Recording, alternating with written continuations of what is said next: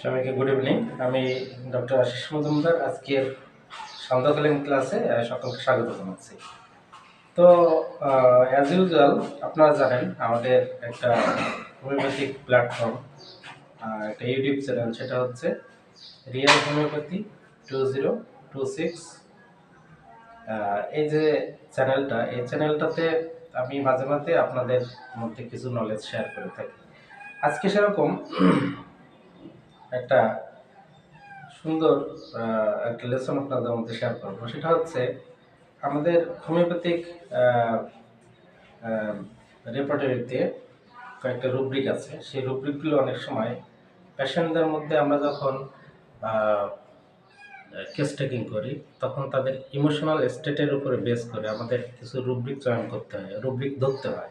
তো সেই রুব্রিকগুলো আমরা কিভাবে ধরবো সেটা অনেক সময় আমরা বুঝতে পারি না। অনেক ক্লোজিং কিছু রুব্রিক থাকে, সেগুলোর ডিফারেন্সিয়েশন না জানলে আমরা রুব্রিকগুলো ধরতে ভুল করি, এবং রুব্রিক যখন ভুল হয়ে যাবে তখন কিন্তু আমরা মেডিসিনের সিলেকশনও ভুল হয়ে যাবে।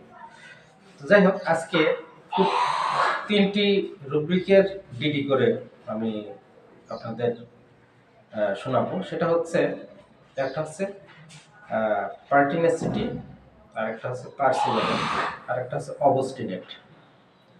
তো হোয়াট ইজ পার্টিনেসিটি? পার্টিনেসিটি যদি সহজে বাংলায় যদি বলি, সেটা হচ্ছে কোনো কিছুর সাথে লেগে থাকা, কোনো কিছুর সাথে লেগে থাকা।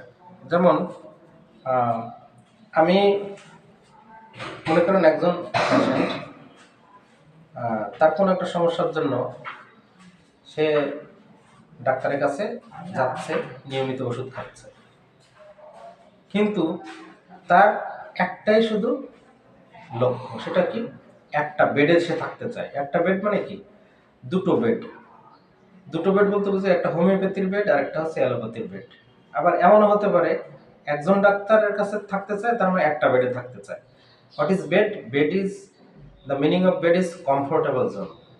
সে যেখানে কমফোর্টেবল ফিল করে ওইখানে সে থাকতে চায়। কেউ কেউ আছে শুধু হোমিওপ্যাথিতে থাকতে চায়, হোমিওপ্যাথি ওষুধের কোনো সাইড এফেক্ট নেই, এটাই সবসময় সে মেনটেন করে চলে, এটি সবসময় সে ট্রিটমেন্ট হিসেবে গ্রহণ করে থাকে। আবার কেউ কেউ আছে অ্যালোপ্যাথি পছন্দ করে, সে অ্যালোপ্যাথি ওষুধ খায়, হোমিওপ্যাথিকে পছন্দ করে না। তো কিছু কিছু ক্ষেত্রে দেখবেন কোনো কোনো রোগী আছে শুধু হোমিওপ্যাথিই খাবে, সেটা যে রোগী হোক না হোমিওপ্যাথি খাবে। একজনের কাছে যদি না হয় আরেকজনের কাছে যাবে, কিন্তু হোমিওপ্যাথিতে থাকবে। তো পার্টিনেসিটি যে, উনি কিন্তু একটা সিস্টেমকেই ফলো করবে সবসময় এবং ওইটার উপরে লেগে থাকবে, ওইটার বাইরে সে যাবে না। This is pertinacity. আর পার্সিভারেন্স ওয়ালা কি করবে? What is perseverance? পার্সিভারেন্স মানে ওই পার্টিনেসিটির মধ্যেই কোনো কিছুর সাথে লেগে থাকা, কিন্তু এখানে সে কিন্তু একটা বেডে থাকবে না, সে বিভিন্ন বেডে যেতে পারে, কিন্তু তার মূল লক্ষ্য হচ্ছে সুস্থ হয়ে যাওয়া, সুস্থ হওয়া। সেটা অ্যালোপ্যাথি হোক, হোমিওপ্যাথি হোক, আয়ুর্বেদিক হোক, ইট ডাজন্ট ম্যাটার।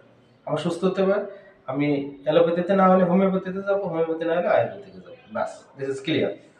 তো কিছু কিছু রোগী আছে এরকম, দেখা যাচ্ছে অ্যালোপ্যাথি খাচ্ছে, কাজ হলো না, হোমিওপ্যাথি খাচ্ছে, কাজ হলো না, আয়ুর্বেদিকে যাচ্ছে, কিন্তু তার লক্ষ্য হলো রোগটাকে আমার নির্মূল করতে হবে, রোগটাকে আমার কিওর করতে হবে। যত সময় কিওর না হবে ততক্ষণ সে ওর পিছনে পড়েই আছে, লেগেই আছে, যতক্ষণ সে সুস্থ না হবে। This is perseverance. তাহলে পার্সিভারেন্স আর পার্টিনেসিটির মধ্যে তফাৎটা কি? দুটোই লেগে থাকে। একটা লেগে থাকে একটা নির্দিষ্ট জায়গায়, একটা নির্দিষ্ট বেডে, আর পার্সিভারেন্স হলো বেড চেঞ্জ করতে পারে কিন্তু লেগে থাকবে। আর অবস্টিনেট হলো কি? দেখুন, অবস্টিনেট আমরা বলি obstinate head strong. Obstinate head strong, এই এক্সাম্পলটা দিতে হলে আর একটু সুন্দর করে বলতে হয়। সেটা হলো কি, দেখুন অনেক সময় আমরা ছোট বাচ্চাদের ক্ষেত্রে যে রুব্রিকগুলো অনেক সময় ধরি, কোন ক্ষেত্রে? বাচ্চাদের পারসিস্টিং নেচার বা পারসিস্টিং কন্ডিশনের উপরে। তো আমরা গার্ডিয়ানকে জিজ্ঞেস করি বা তার অ্যাটেন্ডেন্টদের যে আপনার বাচ্চা যদি আপনাদের কাছে কোনো কিছু চায় তখন আপনারা কি করেন?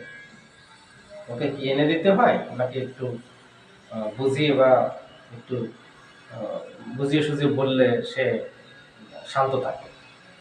তো পার্টিনেসিটির যে বাচ্চারা, ওদেরকে যদি আপনি বুঝিয়ে রাখেন যে তোমাকে আগামীকাল দিব, বা দেখা যাচ্ছে রাত 12টার সময় আপনার কাছে একটা জিনিস আবদার করে বললো, বাবা